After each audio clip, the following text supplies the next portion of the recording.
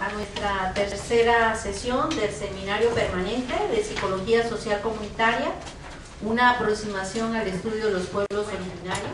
Hoy nos acompañan el maestro Juan de Dios Escalante y el maestro Eric Salazar Flores. El maestro Juan de Dios Escalante nos va a presentar una ponencia llamada Interdisciplina, Ruptura Epistemológica en la Busca de la Totalidad. Y el maestro Eric Salazar Flores nos va a presentar la ponencia El análisis de discurso como herramienta metodológica en la investigación en psicología social. Este seminario está encauzado a formar a jóvenes investigadores en los propuestos teóricos, conceptuales y metodológicos básicos del estudio de los pueblos originarios desde una postura crítica, en un permanente diálogo inter y transdisciplinar, enfatizando en los aportes de la psicología social comunitaria. En ese sentido, obviamente, creo que los aportes que nos darán tanto el maestro Juan de Dios con su ponencia sobre interdisciplina y el maestro Eric desde el análisis del discurso, creo que van a ser bastante enriquecedores para el desarrollo del seminario. Vamos a presentar una pequeña semblanza de los ponentes y posteriormente a eso pues daremos la palabra a cada uno de ellos. Buenas tardes. Pues como ya nos dijo la doctora, esta tarde nos acompaña el maestro Juan de Dios Escalante Rodríguez, que es licenciado, maestro y doctorante en estudios latinoamericanos por la UNAM. Su trabajo de investigación se enfoca al área de la historia de las ideas y filosofía latinoamericanas. Actualmente su labor está enfocada a las diferentes formas en que se ha concebido la interdisciplina a nivel mundial y específicamente en América Latina. Tiene diversas publicaciones sobre historia de las ideas e interdisciplina. Ha participado en varios congresos, coloquios y seminarios a nivel nacional e internacional. Su vida académica está enfocada a encontrar las relaciones actuales de las diversas disciplinas que orientan el ambiente académico y social. Es profesor en la Facultad de Filosofía y Letras de la UNAM y del CCH que acompaña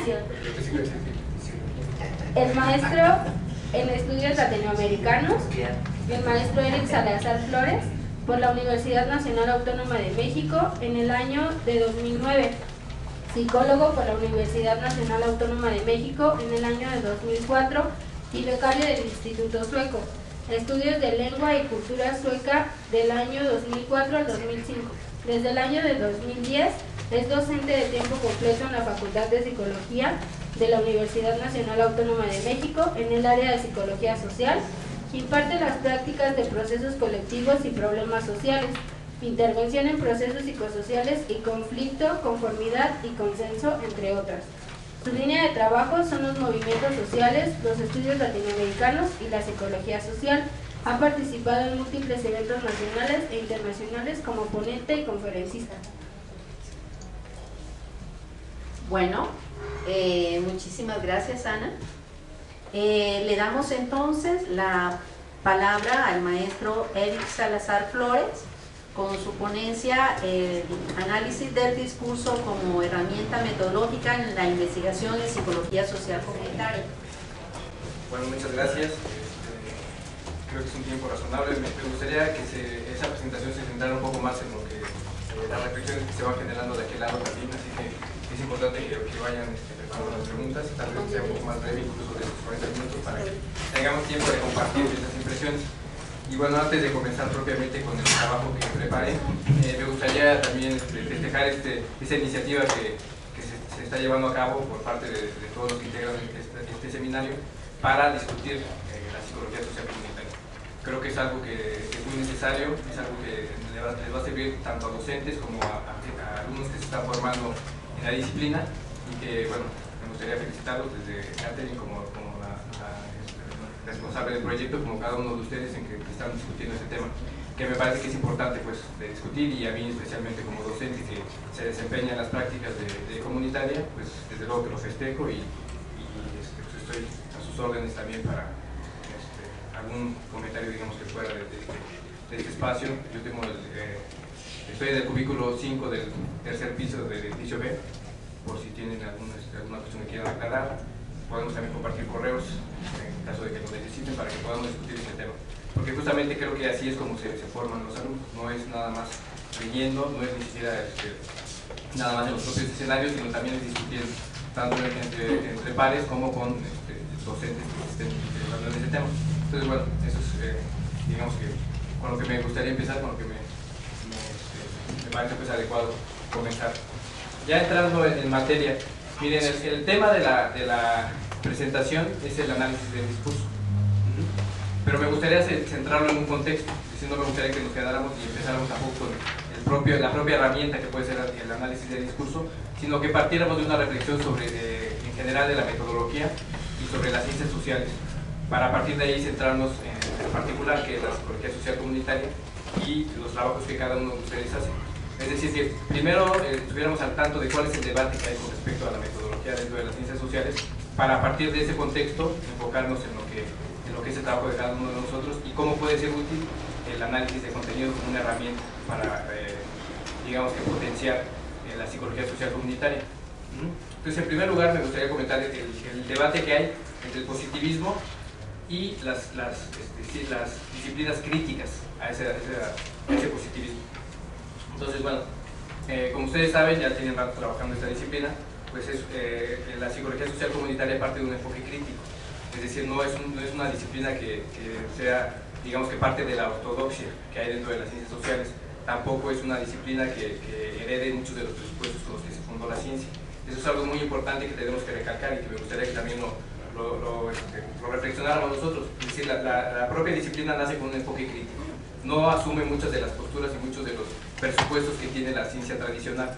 Entonces, busca una nueva forma de llevar a cabo eso que llamamos ciencia. Desde luego con una rigurosidad, con una sistematicidad, pero saliendo del esquema positivista. ¿Qué significa esto para nosotros como gente que está formándose en la psicología social comunitaria? En primer lugar, va a significar una distinción y un desmarcamiento, por decirlo así, de cómo se concibe la ciencia en la perspectiva positivista con lo que se refiere a sujeto y objeto.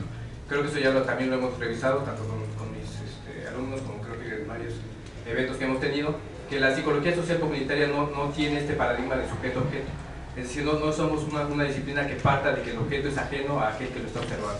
Por el contrario, hacemos énfasis en que tanto sujetos como objetos son instancias que se construyen mutuamente, por eso preferimos hablar de actores sociales, de gente que participa. Eso tiene que ver, desde luego, con la metodología que va a emplear la disciplina. Es decir, ustedes saben que la metodología o el marco metodológico propio de nuestra disciplina es la investigación-acción participativa. Ese es un presupuesto que creo que a todos nos debe quedar claro. Es decir, partimos de salir a campo y a través del conocimiento y a través de la participación de la gente generar un conocimiento compartido que desde luego tiene su base en lo que la propia dinámica social nos está marcando. Es decir, nosotros no hacemos una investigación que sea de aquí para allá, sino que es una investigación que se construye junto con la gente. Ese es un presupuesto que no podemos dejar de lado. O sea, para analizar cualquier metodología, cualquier instrumento, cualquier técnica, tenemos que partir de esto, de que la psicología social comunitaria construye el conocimiento en su participación con la gente. No tenemos una varita mágica, no tenemos tampoco una solución a todos los problemas, ni partimos de nuestras propias interpretaciones de los problemas sociales, sino partimos de lo que la gente construye junto con nosotros. No es nada más saber o entrevistar para ver qué es lo que opinan ellos, sino partimos de una construcción mutua. Es decir, nosotros hacemos un trabajo con el que interactuamos con gente y ese proceso, ese encuentro de visiones es lo que construye el conocimiento. Entonces ese es el primer, digamos que presupuesto que me gustaría que reflexionáramos. A partir de ahí, la psicología social comunitaria y en particular la investigación-acción participativa puede emplear una variedad de métodos, es decir, puede emplear muchos instrumentos, puede emplear muchas formas de acercarse a la gente, muchas vías para llegar al discurso de la gente, para construir. Pero esos métodos siempre tienen que pasar por este presupuesto de que el conocimiento se construye junto con la gente. Entonces, ahora que revisemos el análisis de contenido, creo que es importante que tomemos en cuenta que el conocimiento es construido, siendo es un conocimiento que parte de nosotros, y por eso mismo el análisis de contenido tiene que verse en ese contexto. Ahora, ¿por qué estoy diciendo y por qué ese preámbulo antes de empezar a hablar del análisis de contenido? En primer lugar, porque este instrumento tiene una característica que creo que es un poco chocante incluso para muchos que tienen experiencia trabajando en comunitaria, que es el hecho que tiene un enfoque plenamente cuantitativo. Si nosotros revisamos y tuvieron la oportunidad de ver el texto que les sugerí para que revisaran antes de esta sesión, bueno, ahí se hace una definición de lo que es el análisis de contenido, que a grandes rasgos digamos que enuncia 3 características importantes para saber qué es este método, esta técnica. Dice que debe ser objetivo, sistemático y cuantitativo. Ajá. Entonces, objetivo, desde luego se refiere y choca con ese presupuesto que nosotros estamos hablando, de qué significa la investigación acción participativa y qué significa la psicología social comunitaria. Es decir, parte de que se tiene que abstraer al propio sujeto de sus valores, de sus creencias y tratar de describir tal cual es un objeto. Eso desde luego que es chocante, como les decía, con los presupuestos que tienen. El segundo es sistemático, en ese a lo mejor no tendríamos tanto problema. ¿Por qué? Pues porque estamos de acuerdo en que nuestra disciplina también es sistemática, también es rigurosa, también sigue ciertas reglas, también es, digamos que tiene la pretensión de construir ciencia de una manera, digamos que racional y con reglas pues para llegar a eso. Y por último, dice que es cuantitativo, es decir, que busca cuantificar, busca enunciar en números. Eso es parte también de la tradición positivista. Ustedes saben que el positivismo entiende que las matemáticas es la forma perfecta en que se expresa el conocimiento. Es decir, cuando una ciencia, una disciplina es capaz de expresar sus generalizaciones o sus conclusiones en términos matemáticos, pues entonces es más científico. Entonces sí parte de ese contexto. Incluso el texto que revisamos, bueno, nos habla acerca de cuál es el pasado del análisis de discurso y vemos que es el funcionalismo, que también es una teoría por la que podemos tener muchos cuestionamientos, podemos tener muchas polémicas con los presupuestos de los que parten. Ahora, ¿por qué elegir una técnica, un instrumento que tiene esas características? Es decir, ¿por qué en el momento que hicimos la planeación de este seminario y pensamos en algunas cuestiones que se podían llevar a cabo, ¿por qué decir que sí puede ser útil para la psicología social comunitaria utilizar un método como puede ser el análisis de contenido? En primer lugar, porque, y eso es algo que también me gustaría que lo reflexionáramos, al final de cuentas la investigación es hecha por el investigador y por la gente que está allá afuera. Es decir, ¿quiénes van a interpretar, quiénes vamos a interpretar instrumentos, entrevistas, observaciones, conclusiones? ¿Quién es el que le va a dar el sentido a todo eso? Al final de cuentas va a ser el investigador. Ajá. Entonces, si bien podemos tener reticencias con cierta metodología, sabemos en qué contexto se usa, sabemos qué herencia teórica tiene, también podemos darle un sentido a ese instrumento. Es decir, vamos a verlo, digamos que como una técnica, algo que nos puede llegar a un fin. Es decir, no hay que verlo nada más como que ya por el hecho de pertenecer a una tradición teórica o una tradición metodológica, se acaba con ella. Es decir, uno puede aprovechar, y eso también es algo que hemos comentado muchas veces en las clases, uno puede aprovechar muchos de los instrumentos, muchas de las técnicas, muchas de las cosas que se están haciendo fuera de nuestra disciplina para enriquecer. Desde luego tomando en cuenta que no partimos de los mismos presupuestos, es decir, nosotros no partimos de la objetividad, nosotros no partimos de que la cuantificación tiene que ser la forma perfecta de expresar nuestros resultados. Cuando realizamos trabajos, cuando vemos las conclusiones a las que llegan nuestros alumnos, muy pocas veces se expresan en términos matemáticos.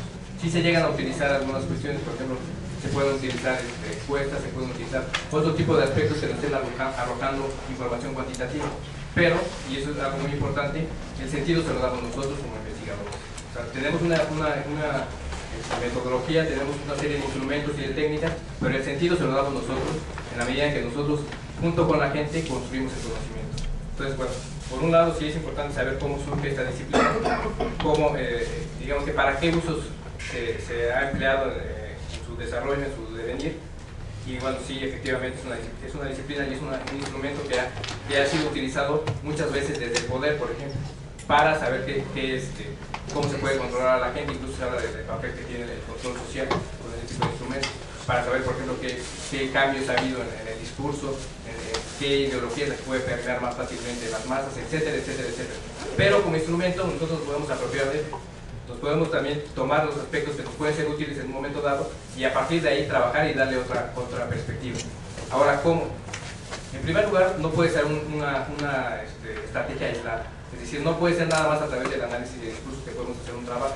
Es una de las cuestiones que nos pueden complementar muchos de los otros instrumentos que nosotros tenemos. Es decir, es complementario por ejemplo, a la entrevista, puede ser complementario a un diario de campo, a una libreta donde se hacen observaciones, es complementario a todos estos instrumentos y nos pueden dar cierta luz sobre algunos aspectos que son relevantes dependiendo de nuestros propios objetivos. Entonces digamos que consideraciones es importante que las tratemos y bueno, ahora sí voy a empezar un poco a describir cuál es el análisis del discurso y a partir de ahí discutamos qué aportaciones puede tener a nuestra disciplina. Bueno, el análisis del discurso surge a partir del funcionalismo. Ustedes saben que el funcionalismo es una forma digamos que teórica que dominó la sociología durante muchos años, sobre todo la sociología norteamericana. Es decir, es una concepción teórica que desde luego va a haber muchos autores que se pueden catalogar en esta disciplina, que van a tener puntos particulares, pero a final de cuentas hacen mucho énfasis en el orden y en el mantenimiento del orden.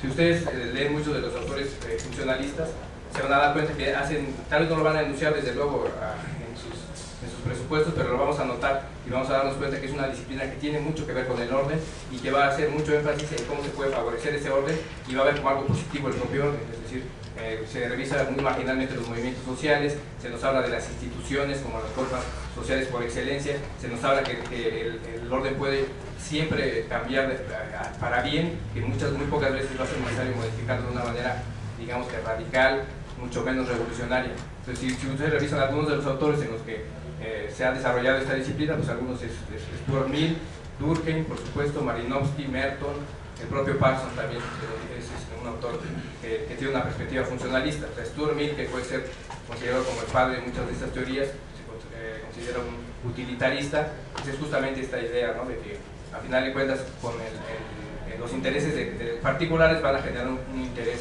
público que va a beneficiar a todos. Un poco la idea de que el orden funciona, que si uno define sus propios intereses particulares, pues el orden va a funcionar adecuadamente. Y desde luego, haciendo el vínculo con otras disciplinas, como puede ser la economía, tiene mucho que ver con esta idea de la mano invisible del mercado, ¿no? Es decir, que el orden puede funcionar bien, que todo nada más depende de que se deje, digamos que fluir al propio mercado para que se regule por una mano invisible, es decir, solo. Es una teoría que es muy cuestionable, en primer lugar porque los sistemas en los que vivimos no funcionan adecuadamente, tienen muchos problemas y varias experiencias históricas nos hablan de que es importante que el ser humano y sobre todo a partir del Estado se haga algo para regular el funcionamiento del orden social, un poco como contexto. Desde luego hay teorías críticas que van a tener muy bien argumentado esta posición, pero es importante ver como esa dualidad que hay entre una teoría crítica y una teoría que puede ser funcionalismo, que es más conservadora, digamos, para ponerlo en términos un poco más claros, ¿no? A partir de ahí, sí tiene ciertas nociones que van a cuestionar también cómo funcionan muchas de las manifestaciones sociales que hay, muchos de los procesos que se están viviendo en las sociedades capitalistas. Por ejemplo, de los que tuvieron la oportunidad de revisar el texto, nos habla de Lassarsfeld, que es un autor también que parte del funcionalismo y hace un cuestionamiento de cómo funcionan los medios de comunicación. Nos dice, por ejemplo, que su papel principal es conferir prestigio, reforzar normas sociales y tiene una función narcotizante e incluso de control social. Sabe como si hay una perspectiva un poco más crítica en este autor y a partir de ahí, a partir del análisis de los medios de comunicación, empieza a haber un cuestionamiento acerca de este modelo clásico de la comunicación, que es el modelo de la fuente, el mensaje y el destinatario o el receptor. El modelo clásico de la comunicación, empieza a haber un cuestionamiento de, bueno, ¿por qué se está dando cómo se da este proceso? ¿A qué beneficia? ¿Qué intereses se defienden? ¿Qué importancia tiene el canal? ¿Qué importancia tiene, por ejemplo, si es un programa de televisión, si es un programa de radio, si es un periódico quien está difundiendo una determinada noticia? Y eso lo hace algunos de los autores que manejan esta teoría. Y bueno, el autor particular que es el que se le conoce como el padre del análisis de contenidos, pues es Beres. Beres comparte de todas estas concepciones y propone una forma de analizar el contenido propio de la comunicación. Es decir, él se va a centrar no tanto en la fuente de la comunicación, no se va a centrar tanto en el destinatario, sino se va a centrar sobre todo en el mensaje, es decir, en el contenido de lo que se está comunicando. Como ya les comenté, él hace mucho énfasis en que para analizar ese contenido se tiene que ser objetivo, sistemático y cuantitativo. Entonces, para ser objetivo, pues él nos dice que hay que definir muy bien qué cosas se van a registrar de ahí. Ahí puede haber un mensaje, vamos a pensar por ejemplo en un artículo de periódico, ese puede ser un mensaje. A partir de ahí se tiene que sistematizar lo que encontramos en el texto, es decir, nos habla de que tiene que haber un criterio para seleccionarlo con unas unidades. las unidades de análisis que se van a emplear. Y por supuesto que se tiene que ser objetivo. Sistemático, porque sí va a haber una normatividad para hacer ese análisis, y cuantitativo, porque como ya les dije, pues tiene que haber una expresión en términos numéricos de lo que se está encontrando. Es decir, si puede ser números, si pueden ser porcentajes, pues mejor. Eso nos va a hablar de que es más serio, que es más científico y es más, digamos que riguroso lo que está llevándose a cabo. Bueno, ¿cómo entiende Berelson el contenido? ¿A qué va a hacer alusión Berelson al hablar de contenido? Pues él va a hacer, va a poner mucho énfasis en que el contenido tiene que ser un conjunto de símbolos. Ese va a ser como una definición que va a ser de contenido propio. Como ya les dije, el contenido se puede hacer tanto en un análisis de un artículo de periódico como un anuncio de televisión, incluso una propaganda política como puede ser un póster, etcétera, etcétera, etcétera. Pero lo que hay que seleccionar de ahí y a partir de lo cual se va a trabajar va a ser los símbolos. Entonces él va a hacer mucho énfasis en el símbolo. Y a partir de ahí, de los símbolos que se van a identificar, se tiene que hacer una distinción entre la sustancia y la forma. Eso es una de las cosas que nos marca Berelson. Hay una diferencia entre sustancia y forma. Es decir, la sustancia nos va a hablar acerca del sentido y la orientación de la comunicación. Un poco qué quiere decir la gente o qué quiere decir el emisor cuando está dando. Mientras que la forma nos va a hablar más sobre los rasgos estilísticos, la oratoria o la retórica que va a emplear un discurso. Es decir, es un aspecto un poco más secundario. Por supuesto, él se va a orientar mucho más hacia la sustancia, que es lo que quiere decir la persona. Que bueno, relacionándolo con el análisis de discurso, pues sería un poco lo que se menciona con el contenido connotado y el denotado. Ustedes saben que hay que buscar siempre qué es lo que está denotando un discurso, más que lo que está diciéndose propiamente. A eso se refiere con el término de sustancia. Bueno, ya adentrándonos un poco más en lo que es el propio análisis, él nos habla de que hay una unidad de análisis y una unidad de contexto que se puede trabajar. Una unidad de análisis se refiere a la parte más pequeña que yo voy a ubicar. Por ejemplo, voy a revisar 30, 40 artículos políticos que se escriben en diferentes diarios del país. Me va a interesar, por ejemplo, cuántas veces se habla del tema, no sé, corrupción. Esa sería mi unidad de análisis, que sería la parte mínima que voy a cuantificar o voy a tratar de ver. Entonces se enumera, se trata de ver cuántas veces se menciona esa palabra, como un primer dato. A partir de ahí se pueden hacer otras cosas, como por ejemplo ver el contexto. Entonces es lo que él le llama la unidad de contexto, que es dónde está ubicada esa unidad de análisis y que también puede ubicar como una unidad cuantificable al momento de hacer un análisis de discurso. Por ejemplo, ahí sería cuál es el sentido que se le está dando a la palabra corrupción, cómo se habla de corrupción. Entonces, por ejemplo, si se habla asociado a algún partido político, si se habla de corrupción desde lo que sea la corrupción que se lleva a cabo en la calle, cuando alguien soborna a un policía o cuando alguien da, no sé, una mordida para una determinada cosa.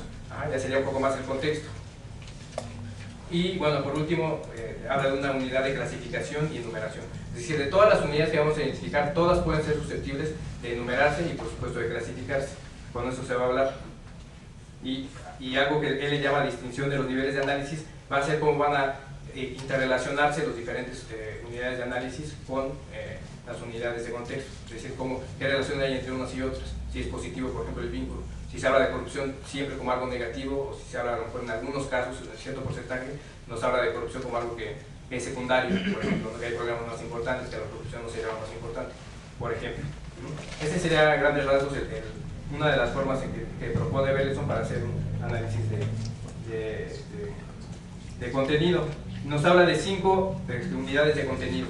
Y ahí hay que poner, los pueden apuntar los que estén llevando notas, si no están en el libro. Están en el libro que les recomendé para que leyeran antes de la sesión. Y bueno, las unidades de contenido van a ser las palabras, el tema, el personaje, el ítem, ahorita les digo que es el ítem, y el espacio-tiempo. Entonces la unidad de contenido van a ser, en primer lugar, una palabra, como ya les dije, puede ser corrupción. Otro puede ser el tema, por ejemplo, la violencia en México. O sea, si ustedes quieren hacer una investigación sobre la violencia en México, pues no va a ser una palabra nada más, tiene que ser necesariamente una frase, algo que nos pueda hablar ya más de una idea más desarrollada. Uno es la violencia, pero ya estamos hablando de la violencia en un lugar específico, entonces ya no puede ser nada más una palabra, tiene que ser un tema que se va a trabajar. En este caso, por ejemplo, la violencia en México, y se cuantifica y se pone digamos que el énfasis en eso, es el tema. Otro es el personaje. personajes de quién habla. Pues no hacemos una investigación de cuántas veces se habla de López Obrador en una campaña política, qué relación hay entre lo que la mención de este personaje y lo que se comenta, es decir, se dice que es, no sé, que es un buen político, se dice que es un político ricoso, etcétera, etcétera, etcétera. Ajá. El ítem se refiere a lo que vamos a analizar, si es un artículo, si es un libro, si es un discurso político, si es pues sí, un diario, etcétera, etcétera. Y por último está el espacio-tiempo, es decir, cuándo se realiza esta publicación, ese texto al que le estamos haciendo el análisis de contenido, cuándo se publica y qué periodos comprende, es decir, de cuándo hablo, qué periodos son los que se están mencionando en el espacio. Bueno, esos serían 5 de los aspectos que se están mencionando como importantes dentro del análisis de contenido, y lo importante ahí va a ser cómo los vamos a analizar nosotros. Por eso les digo que al final de cuentas el propio investigador es el que crea la investigación, independientemente de las propias tendencias que pueda tener una metodología o un instrumento, el investigador es el que le va a dar el sentido. Entonces a partir de ahí va a ser labor del investigador cómo va a jugar con todos esos elementos que nos está proponiendo Belson. Es decir, podemos hacer una investigación, por ejemplo, donde busquemos dejar en claro que en México hay una actitud racista, por ejemplo. O queremos hacer una investigación donde queremos saber si en México se tiene tendencia, los diarios tienen una tendencia política. A mí me interesa saber eso, estuve analizando un candidato y cómo se habla de ese candidato y cómo hay una actitud recurrente hacia una tendencia u otra, ¿no? Se habla bien o se habla mal de un candidato. Entonces a partir de ahí puedo generar una investigación. Hay otros autores que, digamos, que completan esta técnica. Por ejemplo, está Berlo, donde nos dice que es importante tomar en cuenta el agente, es decir, la persona que está publicando un texto o que está difundiendo un mensaje, qué intención tiene y de qué forma quiere afectar a la persona que lo escucha. Ajá. Y por el otro lado también es importante saber la persona que lo puede recibir, qué intenciones puede tener con respecto a ese texto o a ese mensaje que está recibiendo. Son algunos de las digamos que desarrollos que ha tenido posteriormente esta técnica, que como les dije nos puede resultar muy útil. Ajá. Bueno, eso es a grandes rasgos cómo se realiza un análisis de discurso. Como les digo, es una técnica muy empleada, hay mucha bibliografía. El artículo que les di está bastante bueno en ese sentido, vienen algunos ejemplos sobre cómo se hace un análisis de discurso. Y bueno, con lo que nos resta de tiempo, a ver, antes de que empecemos con la sesión de preguntas y respuestas, también me gustaría comentar cuál ha sido la experiencia dentro de los trabajos finales que han entregado los alumnos propiamente en psicología social comunitaria. ¿De qué manera hemos usado esta técnica de análisis de discurso? Si no todos lo han utilizado, pues los alumnos muchas veces no lo ven, digamos, con tan buenos ojos, generalmente lo asocian con otro tipo de investigaciones, piensan que es propiamente cuantitativo y que no tiene tanto que aportar a nuestra investigación, que tiene un cariz sí más cualitativo, es decir, nosotros estamos más interesados en la propia interpretación que tiene la gente, que no siempre se puede expresar en términos numéricos. Ajá. Pero sí lo hemos utilizado en algunas ocasiones, por ejemplo, para ver cuántas veces se repite una palabra, qué temas son los que más se están hablando en una entrevista. Por ejemplo, si estamos haciendo entrevistas para ver qué opinión hay sobre las adicciones, pues saber en qué contexto se ponen las adicciones, qué tantas veces se menciona eso como algo negativo, qué tantas veces se le asocia con fenómenos como la violencia o como conductas antisociales, etcétera, etcétera, etcétera. O sea, sí se puede emplear como una técnica útil, porque generalmente asociamos lo cuantitativo como algo que está partiendo de la perspectiva positivista, y creo que eso es un error, porque si bien es cierto que sí tiene una base ahí, podemos darle nosotros otro sentido a esa información que nos está dando. Por ejemplo, también durante los trabajos que hacemos, pues son muy importantes los indicadores sociodemográficos, ¿no? Que al final de cuentas se expresan en términos cuantitativos. Entonces, es una pregunta que es importante que nosotros nos respondamos, es decir, ¿necesariamente es algo negativo tener un análisis cuantitativo? Pues me parece que no. O sea, puede ser algo complementario. Desde luego yo no le daría como la mayor importancia, o consideraría que a partir de ahí se sacarían las conclusiones más importantes de una investigación, pero sí creo que puede tener un peso y puede aportar algo a nuestra disciplina, que creo que eso es lo que estamos buscando todos nosotros, ¿no? Al final de cuentas. Bueno, pues por mi parte ahí lo dejaría y esperaría también que hubiera preguntas para que pudiéramos ahondar en este tema. Bueno, si alguno tiene preguntas o algún comentario, ¿verdad? Y a lo mejor una preguntita, Muy bien. ¿no? Sí. Bueno, primero pues dentro de estas primeras sesiones hemos avanzado, digamos, dentro de diferentes metodologías para el trabajo con el pueblo, los pueblos originarios, y pues en este diálogo interdisciplinar me parecía muy interesante tener a estos dos ponentes que tenemos hoy aquí. Sin embargo, me causó un poco ruido cuando comenzamos con la ponencia y presentamos, si bien la investigación-acción participativa, digamos, es uno de los métodos más utilizados desde la psicología social comunitaria, no podemos decir que es el único per se, ¿no? Tenemos que desde la psicología social comunitaria trabajamos con métodos participativos, pero por ejemplo, en el caso de la cartografía social, que ya algunos han revisado sobre esa literatura, es uno de los métodos que derivan de la investigación-acción participativa y es muy utilizable también como recurso para la psicología social comunitaria y para el estudio de pueblos originarios. No solamente la cartografía social, sino también tenemos, por ejemplo, el discurso testimonio, que la doctora Silvia Soriano nos platicó pues arduamente sobre este método. Creo que también es loable considerarlo. La educación popular también. Sabemos que muchos de los conceptos que derivan de la psicología social comunitaria, ¿sí?, son un legado de Freire, de la educación popular. Y si hablamos de educación popular, entonces esto también implicaría otro método que derivó de la educación popular, y es la sistematización de experiencias, ¿no? Entonces yo digo que nos encontramos en una gama bastante grande de métodos, que no podríamos hablar solo de un método, de una metodología, de una herramienta. También es loable hablar de la etnografía. Muchos psicólogos sociales comunitarios también han utilizado la etnografía. Y bueno, en este caso también es interesante platicar qué nos puede ofrecer el análisis del discurso a la psicología social comunitaria y específicamente al estudio de los pueblos originarios. Hacia allá va mi pregunta, ¿no? Sabemos que desde la psicología social comunitaria no partimos de problemas abstractos, sino de problemas bastante reales, ¿no?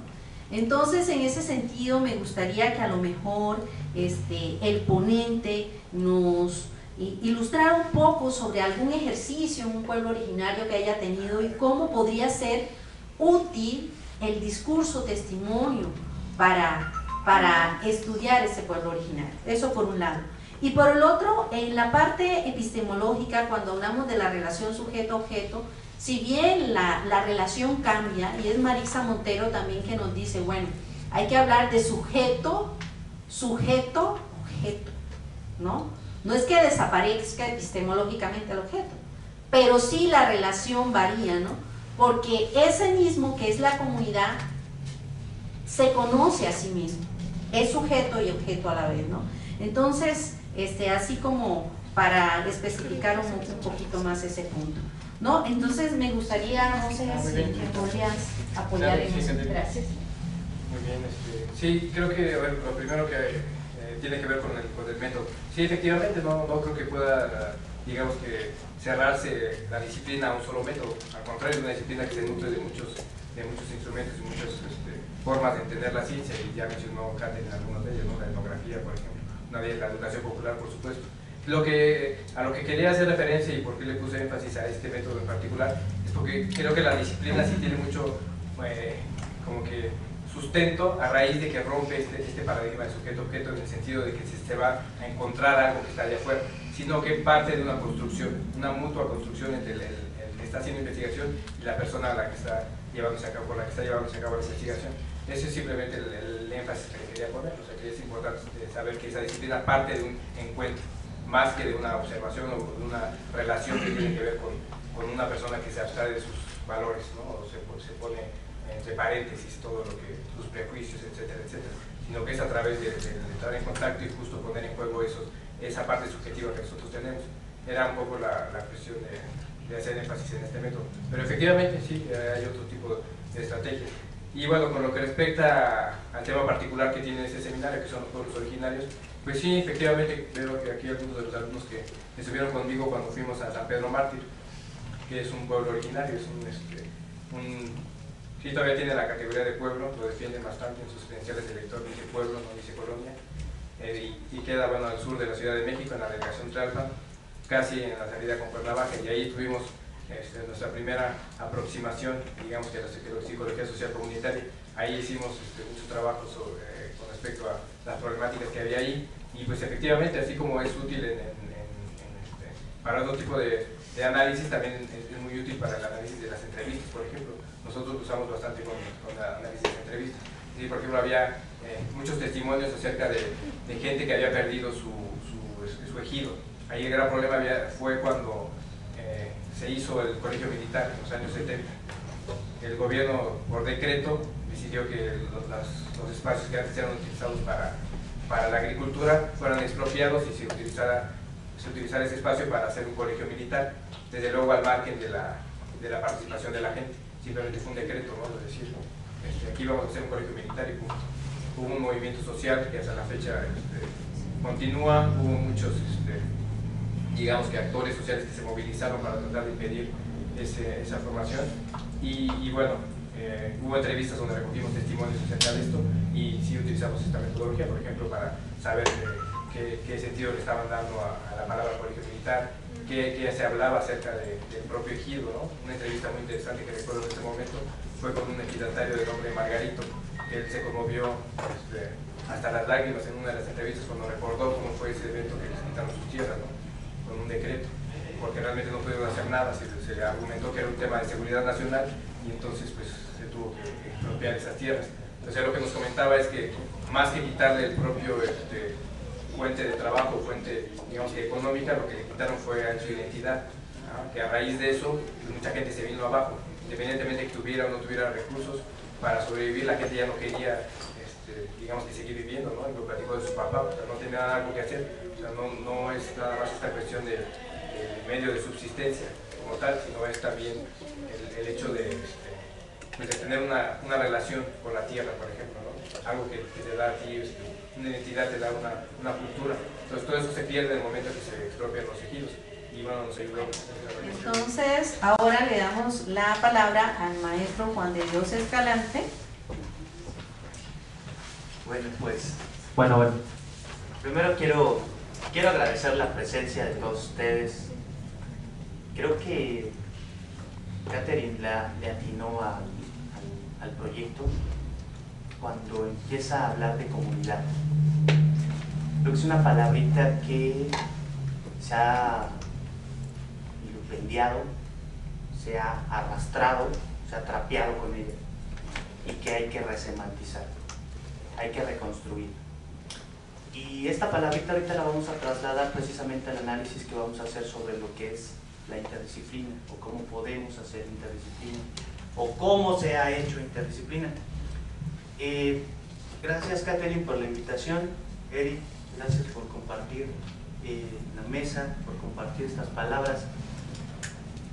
Quisiera comenzar a plantear el tema de la interdisciplina con tres problemas que surgen implícitamente al hablar de interdisciplina. Al hablar de interdisciplina, estamos hablando de una ruptura epistemológica clásica que viene del positivismo, como bien lo había planteado, como bien lo plantea Eric. ¿Qué quiere decir esto? ¿Cómo se forman las disciplinas y por qué se forman las disciplinas? Es un problema epistemológico. Y es un problema que viene del siglo XVII, con este filósofo que comienza con la modernidad, que se llama Descartes, o Descartes, como quieran llamarlo. Decía Eduardo Nicol, un filósofo español transterrado, que si no sabemos pronunciarlo, pues lo digamos tal como se escribe, lo mexicanicemos, lo españolicemos, y no hay ningún problema, porque habría de verlo. Descartes lo que hace es plantear precisamente un método, y me van a disculpar que yo no me meta en estas cuestiones técnicas, sobre todo de la rama de la psicología social, sino que intentaré plantear algunos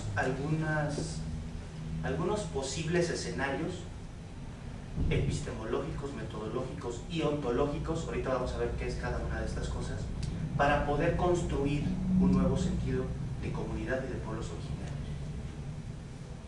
O sea, una disciplina no nos basta. Y ahorita vamos a ver por qué. La interdisciplina plantea primero el problema epistemológico, es decir, cómo conocemos, cómo vamos a conocer, qué es lo que vamos a conocer. Y hace rato estaban hablando precisamente esta cuestión sobre el objeto, sujeto-objeto. Este es un presupuesto precisamente teórico que se plantea a partir del método científico experimental. Y es una parte que se traslada violentamente de las ciencias exactas o de las ciencias nomotéticas a las ciencias sociales o a las humanidades. Y hay una violencia epistemológica, porque lo que nosotros vamos a conocer, la realidad social, no es un objeto. Dice González Casanova, esta es una, fíjense bien, cómo con un pequeño ejemplo de una entrevista entre unos encapuchados, los que les dicen cara de calcetín, los zapatistas, y un francés que vino a pedirle un favor al doctor González Casanova para que se pudiera entrevistar con los zapatistas en una comunidad, en las juntas de buen gobierno. Y le dice el francés: doctor, llévenme a las comunidades porque quiero hacer una investigación sobre las juntas de buen gobierno. Ah, pues era su amigo, pues echaron unos vinos, unos quesos, como buen francés, ¿no? Ya saben que les gusta la buena comida a los franceses. Entonces, llegando a la junta de buen gobierno, les dicen González Casanova intercede por el francés y le dice: necesitan hacer un estudio, quieren hacer un estudio sobre las juntas de buen gobierno.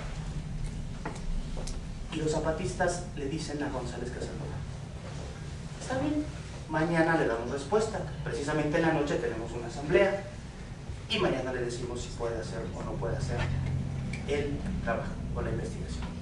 Al otro día regresan, en la mañanita, muy temprano. Las juntas de buen gobierno abren temprano, no como las instituciones de gobierno que tenemos acá en el Estado mexicano, que por cierto hoy hicieron el decreto, una nueva reforma sobre la ley de amparo, ¿no? Ahora ya tenemos más apertura a los derechos humanos, dicen, ¿no? Entonces, las juntas de buen gobierno, después de haberse reunido, le dicen a González Casanova: fíjense bien, le vamos a dar la oportunidad de que haga la investigación, pero nosotros le vamos a decir sobre qué. Y dice el francés: ¡ah, chi!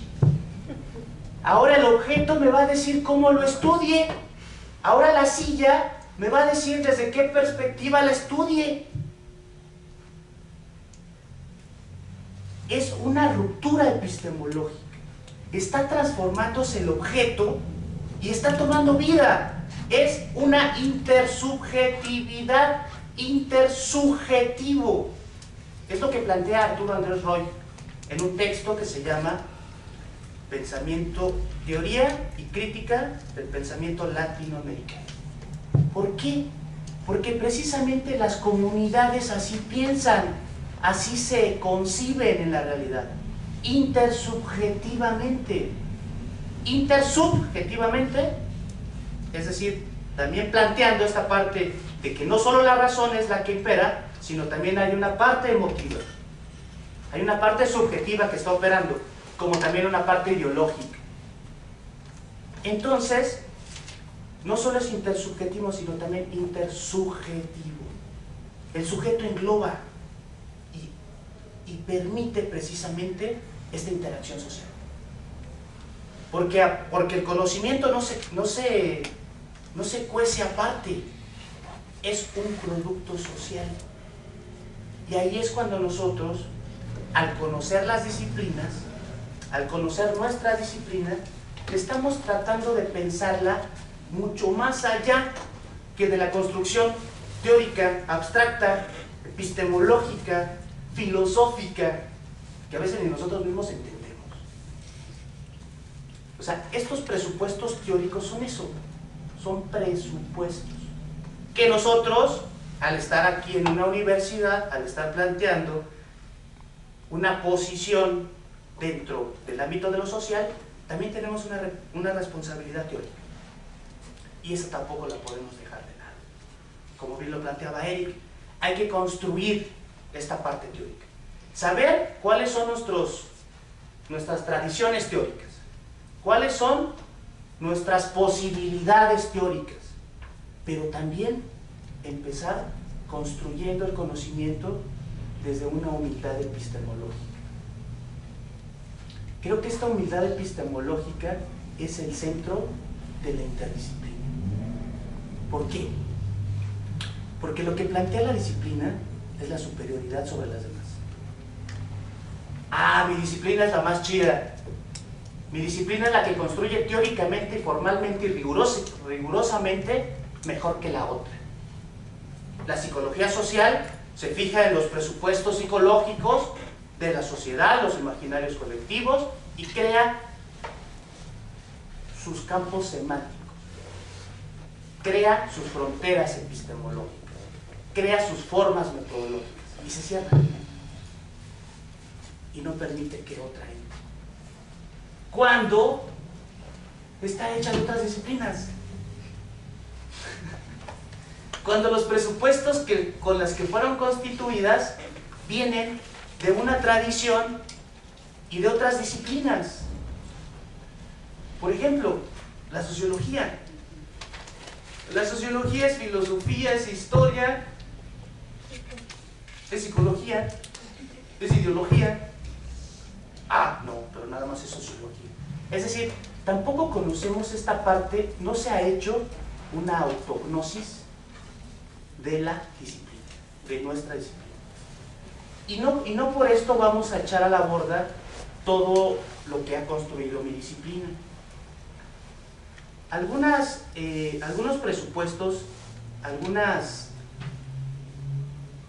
marcos conceptuales para irnos manejando así en el rollo riguroso, ¿no? De ir construyendo metodológicamente el discurso. Algunos que han planteado lo que es la interdisciplina, porque también hay que diferenciar entre inter, multi y trans, y surgió por ahí otra, polidisciplina. Cada quien habla de cada una de ellas como se le hincha la gana. Y no, hay trabajos formales, hay trabajos críticos, hay trabajos de construcción epistemológica concebida de otra forma que la positivista. Vamos a ver cómo se da, cómo se hace. Eso sería lo interesante. ¿Para qué? Para que estos presupuestos teóricos, esos presupuestos metodológicos, los tenga presentes cuando yo vaya a hacer mi estudio de campo. Quizás sea muy formal, pero esta parte epistemológica no la podemos dejar de lado. ¿Por qué? Porque es nuestra forma, es nuestro trabajo, es el espíritu del conocimiento. Ahí es donde nosotros vamos a emplearla, ya en la praxis, ya en esta relación formal con el otro que es igual que yo, con el otro que también es diferente, es decir, en la alteridad. Bueno, dice uno de los teóricos sobre la interdisciplina y la complejidad, porque la interdisciplina está relacionada con la complejidad. Es decir, ahora el objeto de estudio se vuelve más complejo, porque ahora me dice cómo estudiarlo.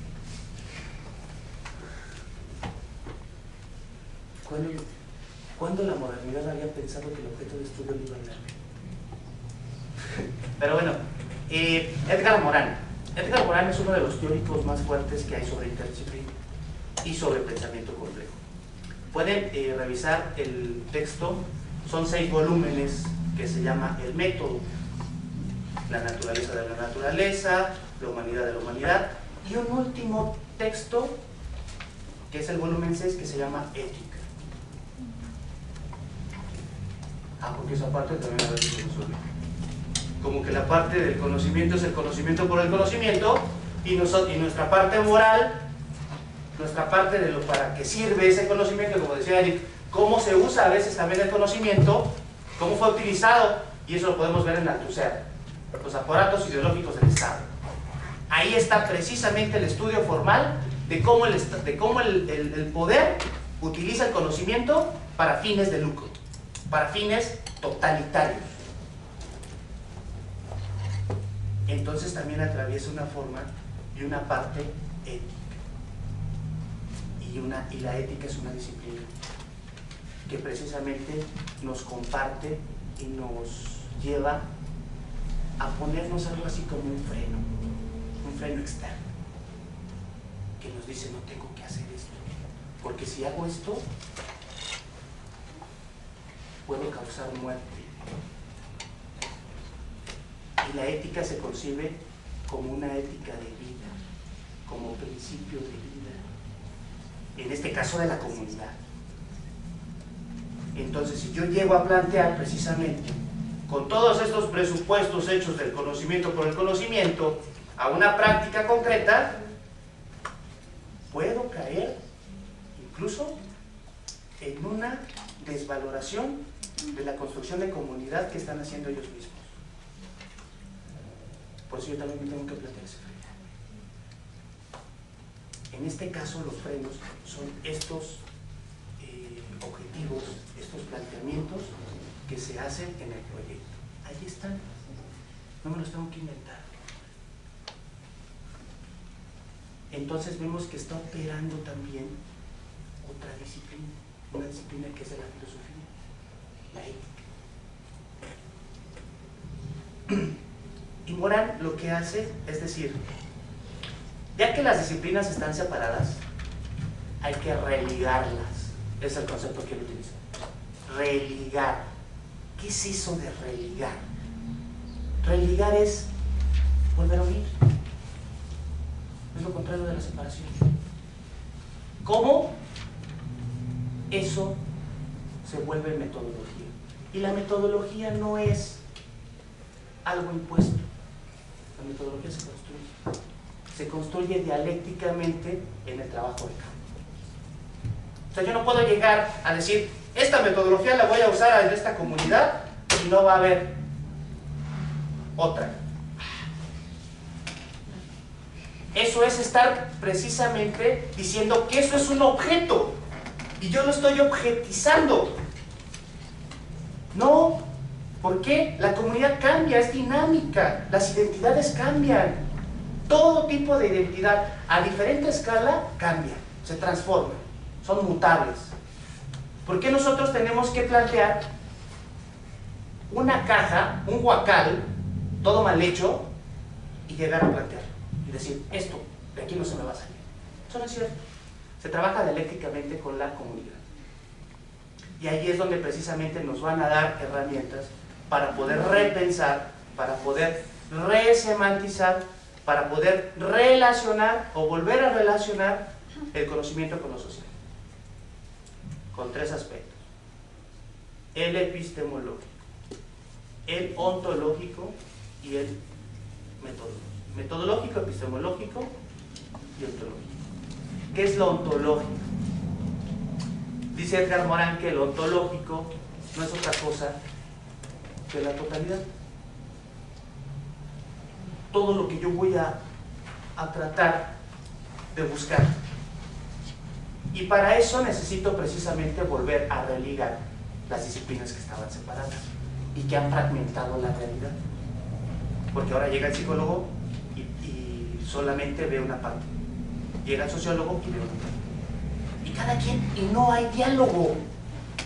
¿Y qué dice Edgar Morán al momento de decir, o de decirnos con esta palabrita de religar?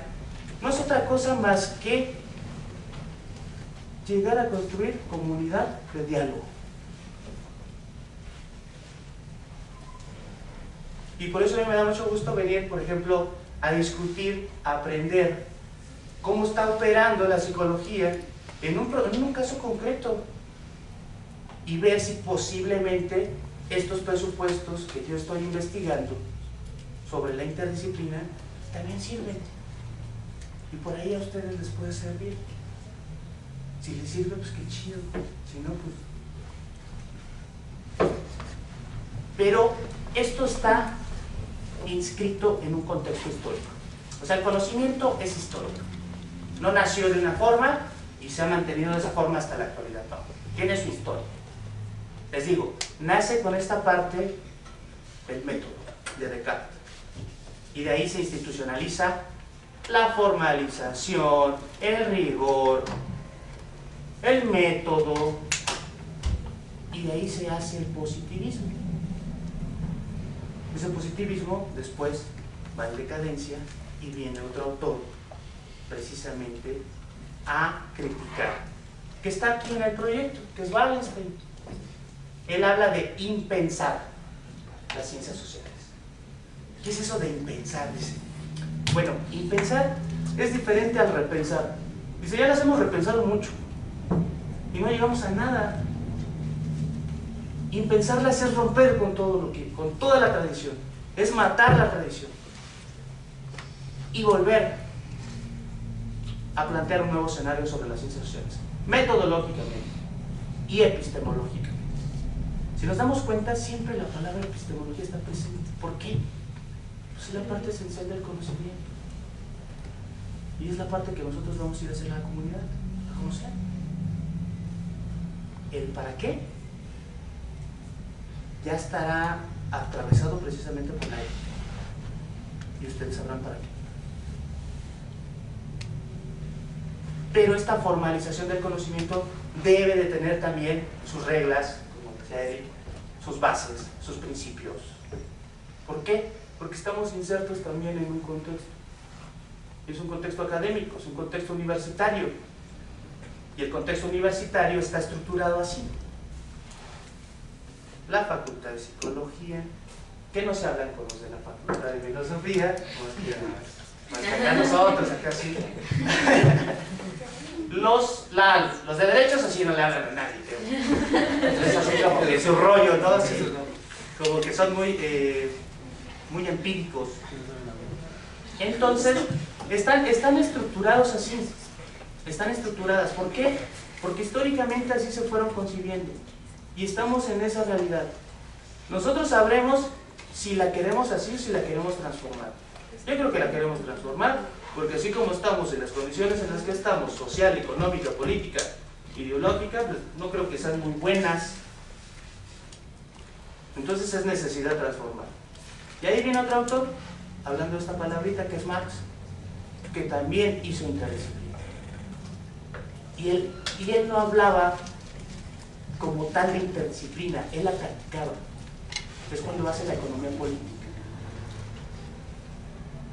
y lo junta con la filosofía. Dice, ¿economía secas? No. Pues Ricardo, ¿para qué? Economía política. ¿Por qué? Porque están juntas, no se pueden separar. Una lleva a la otra. Y cuando las separas, sale un gordo así, ¿cómo se llama? Del que come cuando estaba en el Senado, ¿no lo vieron? El Caster. Y ese señor lo que hace es estudiar precisamente o tener presupuestos únicamente econométricos, que es distinto a la economía o la macroeconomía.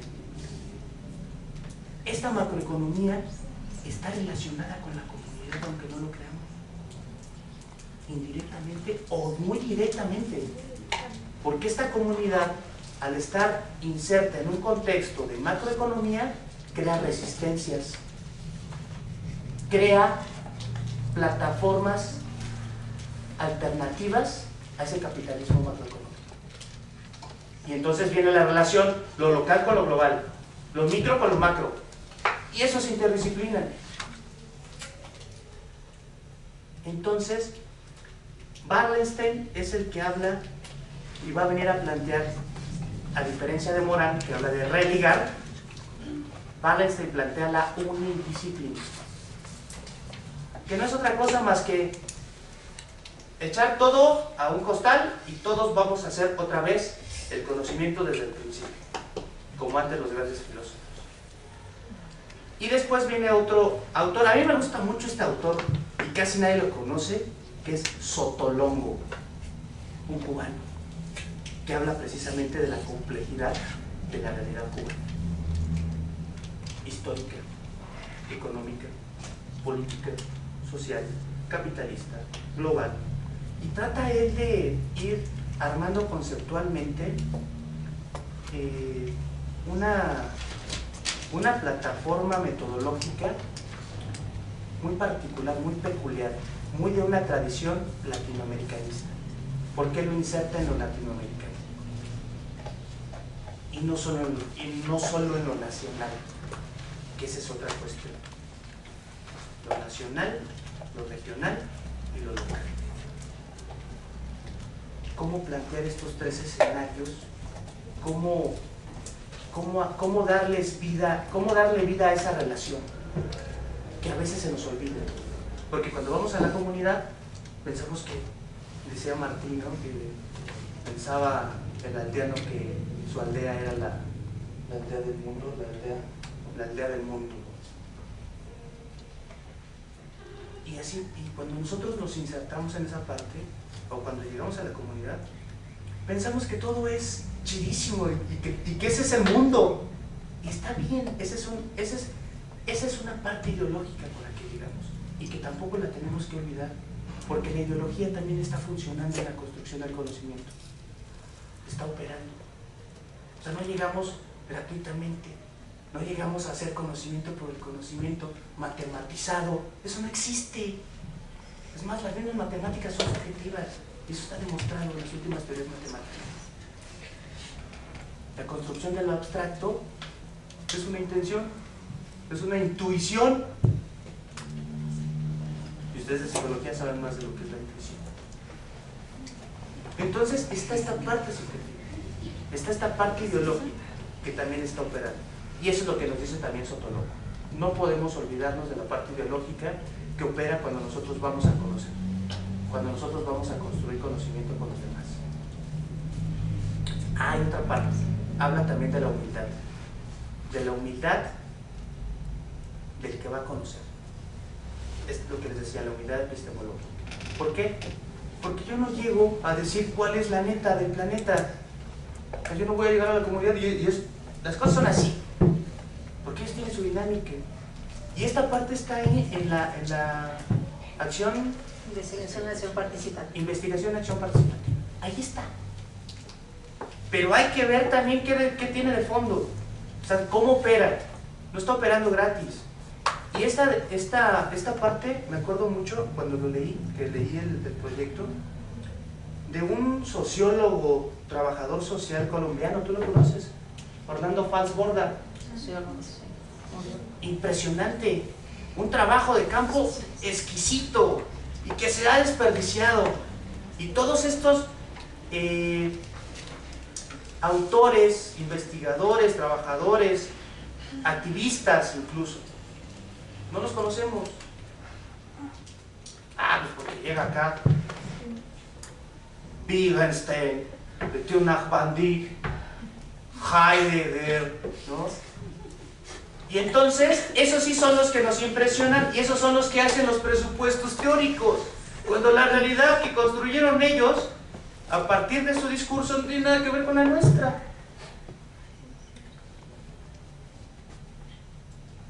Después viene otro autor que se llama, y también ya murió hace poquito, a mí me gusta mucho, Rolando García, discípulo de Piaget. Él llega a formalizar una parte que se llama sistemas dinámicos complejos. Cómo los sistemas de una disciplina, cómo los sistemas de cada una de las disciplinas pueden operar. Y él lo que plantea es armar, esto puede servir mucho, marcos de referencia compartidos. Es decir, cada disciplina tiene su campo semántico, tiene su tradición teórica, tiene sus supuestos metodológicos y no comparte con otra disciplina nada de eso. Dice Rolando García, lo que podemos hacer es leernos entre nosotros. No me cuesta nada ir a la facultad de filosofía a ver qué están haciendo. No me cuesta invitar a los de la facultad de economía para ver qué están haciendo y para que me vengan a dar algunos referentes y se lleven también en los referentes, Y entonces ahora sí empezar a interaccionar, a intersubjetivizar el conocimiento. Esos marcos de referencia compartidos son los que nos pueden ayudar a ser interdisciplina. Y no se trata de dejar la psicología o los presupuestos, los de tradición y todo esto, toda esta parte de cómo está concebida una disciplina, no, sino se trata de ir a otra para atraer y entre todos ahora sí tocar y crear un nuevo concepto. Es decir, construir conceptualmente el diálogo en comunidad epistemológica. Así podemos ir haciendo interdisciplina. O sea, la interdisciplina, les digo, no es esta parte teórica abstracta que opera por acá nada más en las nubes, no. Esta parte nos sirve precisamente para ver cómo vamos a llegar a eso. Hay otra parte, hay otro tipo de interdisciplina que ya opera, pero eso si quieren la vemos ahorita, para que veamos primero esta parte, estemos como familiarizados con todo esto y aterrizamos con esta, cómo podemos operativizarla, por darle algún mote técnico, ¿no? Pero bueno, hay otros, está Piaget, está González Casanova y está dos filósofos que a mí me gusta hablar mucho de ellos, que es Gauss y Leopoldo Sea. José Gauss y Leopoldo Sea. Ellos hacen filosofía, pero no sin historia.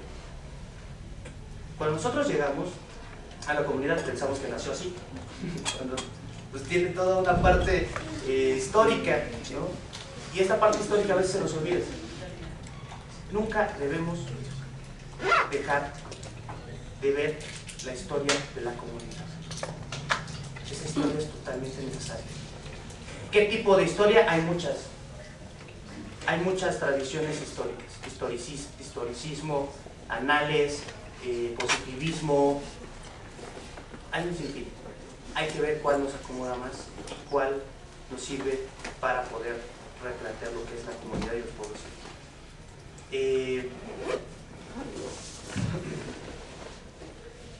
Otra parte, les dejé, bueno, puse un texto ahí para que pudiéramos verlo, que es el de Bachelard, se llama Epistemología del Texto. Él lo que plantea es ver dentro de la interdisciplina, o lo que nos va a permitir ver la interdisciplina, son los oscuros epistemológicos de nuestra misma disciplina. ¿Por qué?